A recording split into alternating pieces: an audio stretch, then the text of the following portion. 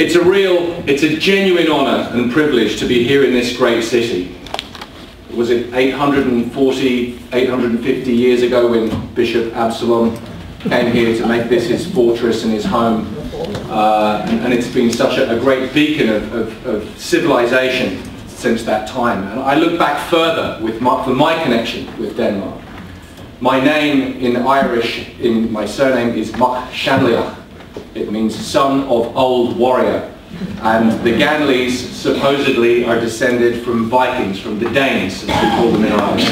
And I looked out to the seascape here, and I imagined some young man 1,000 years ago clambering into a wooden boat, gripping an oar and pulling away to make a new life, to set out across the oceanscape and build a life for himself and a new family. Maybe he had to use a sword here and there to build a new and exciting life. And rape as well. Well, and when I heard about the award of this prize, which is something I really feel I do not deserve, and found out about Frode Jacobsen, what an inspiring man he was. The enormous risks that he took as a young guy against the Nazi Empire, against, I'm sure, what was considered common sense at the time. I'm sure many people thought, well, you know, they were opposed to what was going on, but it would be safer not to do anything, let's not rock the boat.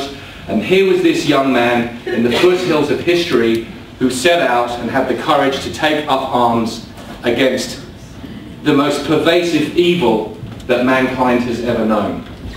And what an inspiration that figure is, what an inspiration that man is. I find him inspirational as I have started to learn about his life. I am an avid pro-European. What do I mean by that? What is Europe? Is Europe, does it belong to a small clique of people in Brussels?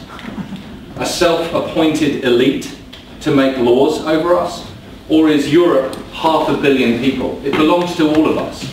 Let's remember that.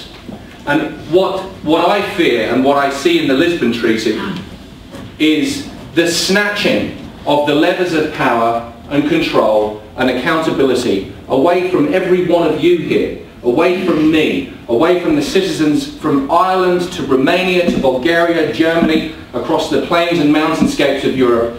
They take away the levers of power, they take away our ability to hold them accountable, and they make this thing, how dare they call that Europe? How dare they call anybody that questions them anti-European or Eurosceptic, or tell us that we don't understand? We understand very well. We understand very well what's going on.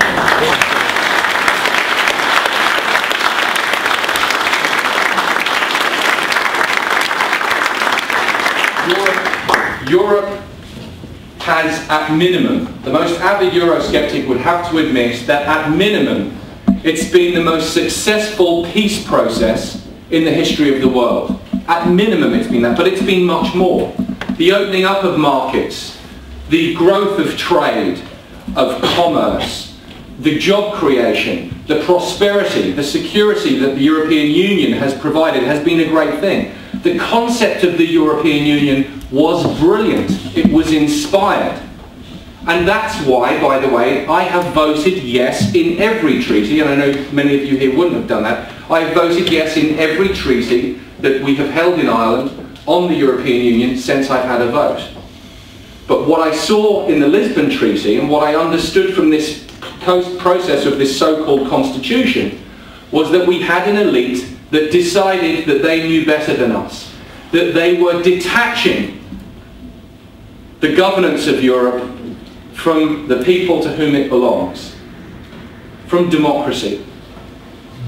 And the reason for our security and peace since the end of the Second World War has because we've all been able to hold our leaders accountable. In Ireland now, more than 85% of our laws come from Brussels. Each one of those in 2007 was considered in our Parliament for 26 seconds on average. just enough time to apply the rubber stamp. I want Europe to work. I certainly don't want a president of Europe striding the global stage, pretending that they speak for anybody in here, or me, or any other of the 500 million people of Europe. And that's what this Lisbon Treaty creates. We're going to have an unelected and unaccountable president over who will never have to ask you for a vote, ever. Are they crazy?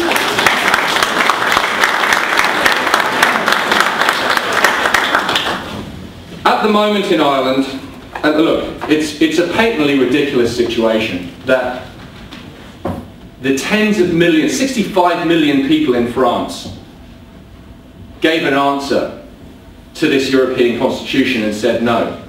The result of the referendum against the European Constitution has been spat upon, and now only Ireland is having a referendum. It's pathetic that that is the situation. You should have a referendum every citizen in Europe to be able to determine what their future is going to be. But I'll tell you this, the Irish people have been noted through the ages for their generosity. And our politicians, the main parties in Europe, just like they've been doing here, are saying, oh, if you are against this treaty, you are against Europe. It's ridiculous. They're the anti-Europeans. If you are for this treaty, you are against the people of Europe. You're against the people of Denmark. You're against the people of all of Europe. Because of the power that is taken away from us. The Irish people are generous. I believe that on June the 12th, which is the date that we're having our referendum, that the Irish people will go to the ballot box and they will send a very clear and firm message to this Brussels elite. And that is, we need a Europe that provides democracy, accountability, and transparency. And the only way we can do that is your jobs. If you are paid by the people, you exercise and make laws over the people, one thing that's not debatable is that you must be democratically accountable. We will say no, and in saying no, we will hand back Europe to the 500 million people to which she belongs. Thank you very much.